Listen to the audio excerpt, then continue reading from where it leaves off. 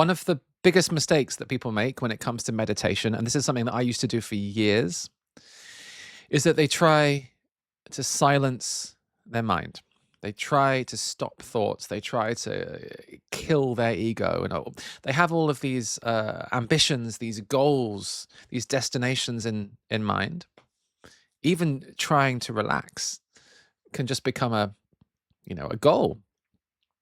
And the thing about meditation, which is why it's so beautifully paradoxical, is that it's a space in which all goals fall away. Meditation ultimately, and this is the big secret. Meditation ultimately is not something that you can do.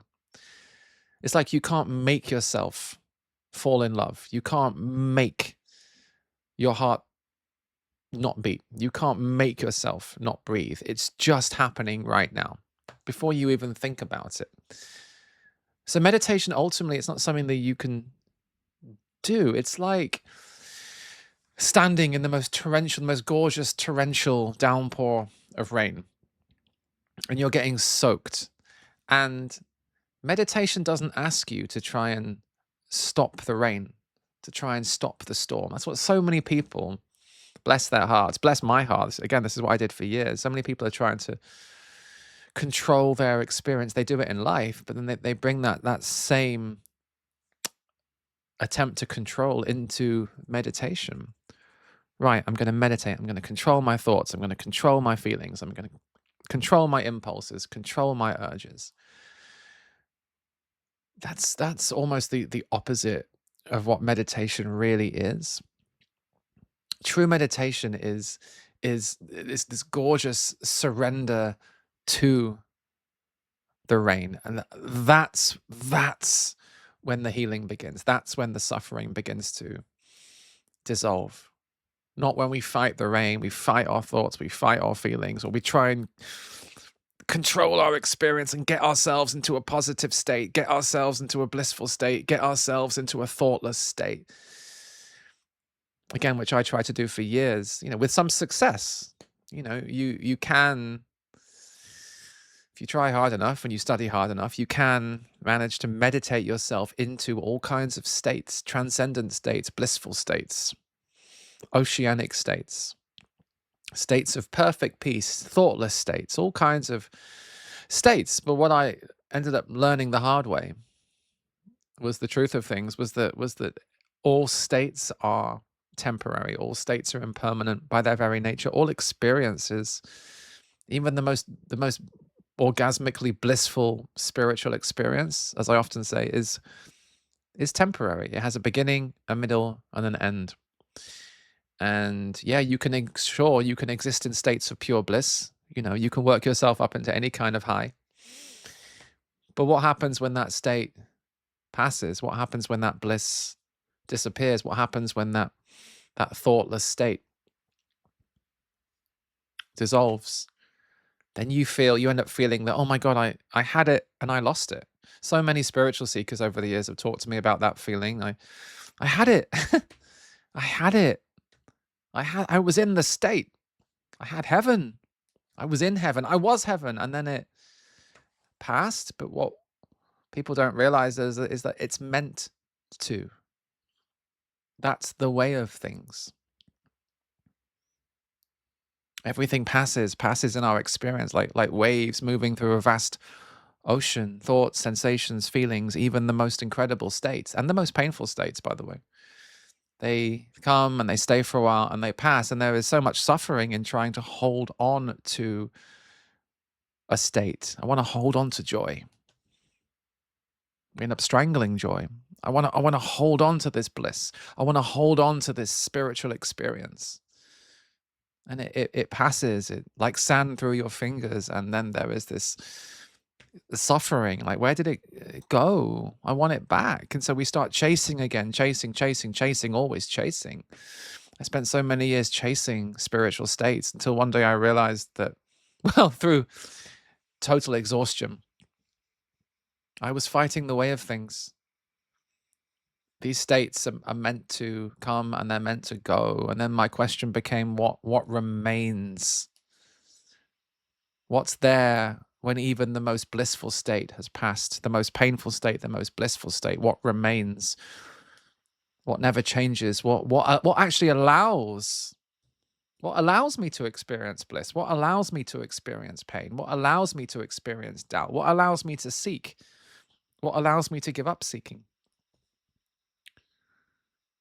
It's the ocean itself. I spent so many years fighting waves, just to put it in a really simply, trying to control the waves, fighting the waves, trying to get rid of thoughts, get rid of feelings, thinking I was spiritual, thinking I was enlightened, thinking a lot of things. Until one day I just finally discovered true meditation, which had nothing to do with any of that. True meditation was presence, just pure presence.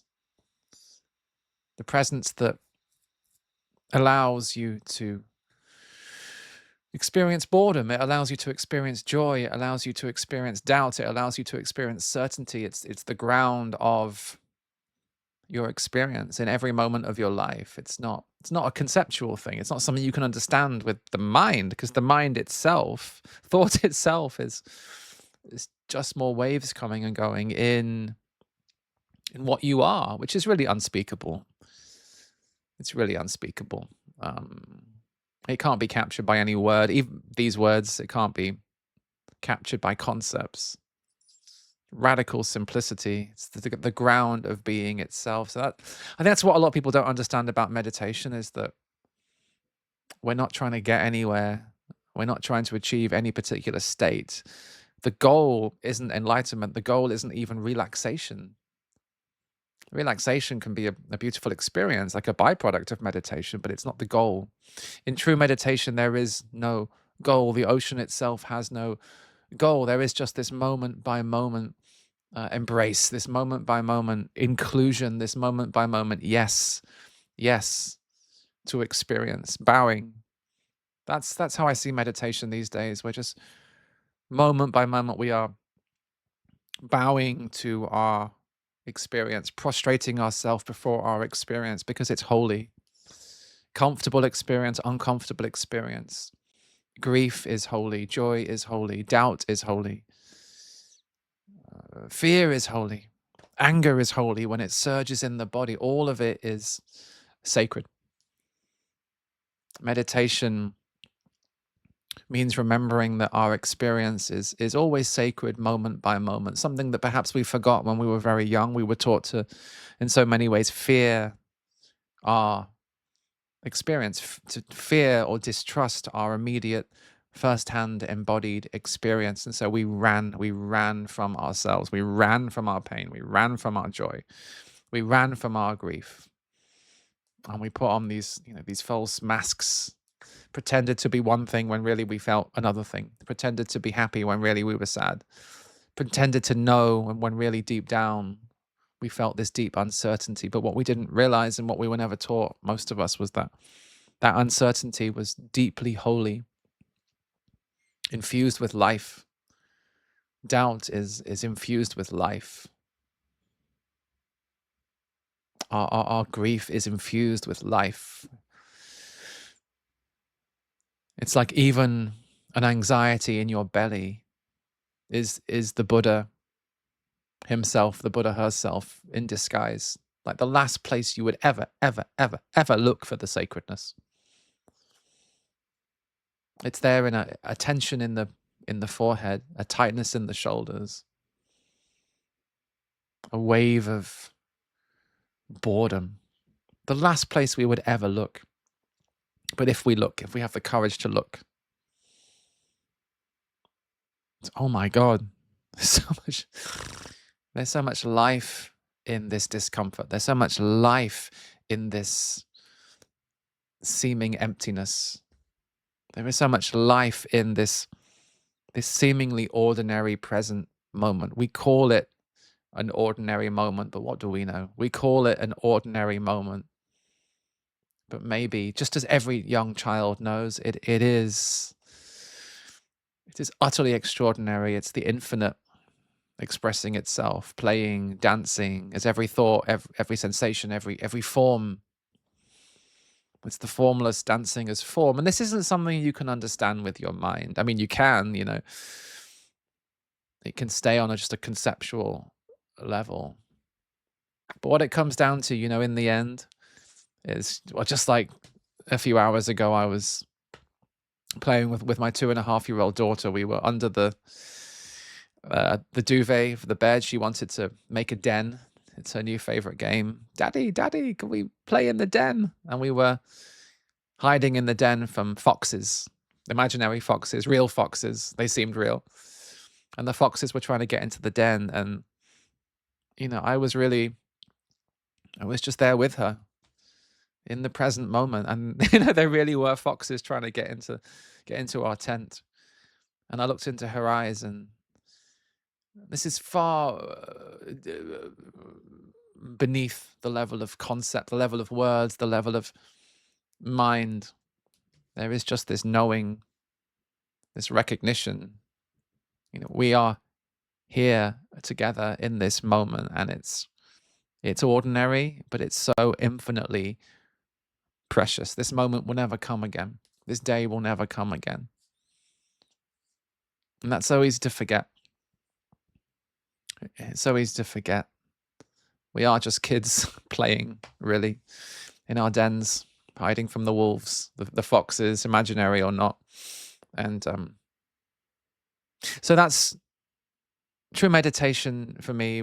It's not about trying to stop the rain.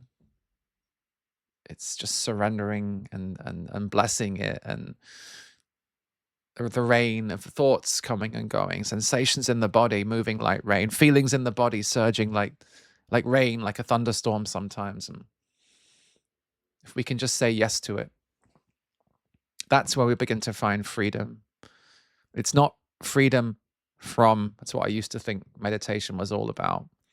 How do I free myself from thoughts? That was always my question. How do I free myself from these sensations? How do I free myself from this pain, this grief, this boredom, this doubt, this loneliness? How do I free myself from? That was always my mind asking that question. That's, as I always say, that's the mind's version of freedom. And all of that fell apart. And I discovered this deeper sense of freedom, which is not freedom from, it's freedom in, it's freedom with, it's freedom to. It's what you are. You are the freedom, and you give freedom to your thoughts. Thoughts, you're free, you can say. You're free to appear, you're free to disappear. Positive thoughts, negative thoughts, you're free to come and go. Feelings in the body, grief, you're free to live in me. Joy, you're free to live in me. Doubt, you're free to move in me. You are the freedom, and you offer that freedom to every part of yourself. So every part of yourself can taste the freedom that you are. That's your power. Your power doesn't lie in getting rid of thoughts, sensations, feelings, urges, impulses. That's violence. And it tears you in two. You start a war with your own nervous system, your own mind, your own body, and it's exhausting. So we call off the war. We call off the war with the rain. And meditation then is just, it's a moment by moment meeting. It's an intimate meeting with your experience, bowing. I bow to the next thought that arises. I bow to the next sensation. I bow to the next urge, the next impulse. Bow. It doesn't mean that I act on thoughts, impulses, feelings. What it means is I remember who I really am. I am this vast ocean of presence, and this is a wave moving through me, moving through my freedom. It's free to move. It's free to move. So once you realize that, you don't need to seek freedom from the whole conversation changes. It's not how can I free myself from this thought. It's how can I let this thought be free? It's not how can I free myself from this grief? It's can I let this grief be free to move through me? It's a wave moving through my vastness. And that vastness, that unchanging, vast presence that you are, the ground of all experience, that which is holding this experience right now of you listening to me, understanding what I'm saying, liking what I'm saying, not liking what I'm saying, agreeing with me, not agreeing with me. There is a presence that is what you are, it's what I am. It's holding all of this. And that's what we remember in meditation. Meditation is a remembering of what is already here. It's not a getting, it's not a seeking, it's not a striving. It's not I'm going to get myself into some special state, which will pass. Nothing. Again, there's nothing wrong with any of that, but ultimately it's not going to give us what we really long for, which is presence. Just like my daughter, I think on some level deep down, all she longs for is just for us to be there with her. Do you hear me, Daddy? Do you see me, Daddy? Are my feelings sacred, Daddy? And that's experienced as love. So, yeah, meditation is not really something that you do. Meditation is ultimately what you are. And so it can't be manufactured or attained, but it can be remembered. So meditation is a remembering.